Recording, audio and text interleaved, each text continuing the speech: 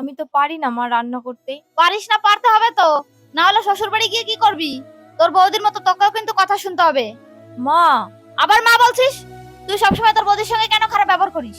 তুই একবারের জন্য ভেবে দেখেছিস ওরা আমরা ছাড়া আর কেউ নেই? সবসময় মেয়েটা নিজের কথা না ভেবে আমাদের জন্য কষ্ট করে। আর এগুলো যদি আমরা না বুঝি তাহলে ও কোথায় গিয়ে দাঁড়াবে বল? আর তোকে কেউ কম ভালোবাসে? তুই যখন যেটা বলিস তখন সেটাও তোকে করে দেয়।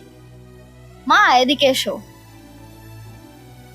মা, তুমি যেমনটা ব্যবহার তোমার বৌদির সঙ্গে করবে, ঠিক তেমন ব্যবহারই তুমি তোমার শ্বশুর বাড়ি গিয়ে ফেরত পাবে। মা আমার ভুল হয়ে গেছে, আমাকে ক্ষমা করে দাও। আমার কাছে নয়, যদি ক্ষমা চাইতে হয় তাহলে তোর বৌদির কাছে চা। বৌদি আমাকে ক্ষমা করে দাও। আরে তুই তো আমার বোন, এখানে ভুলের কি আছে? চল, আজ তোদের দুজনকেই রান্না শেখাবো।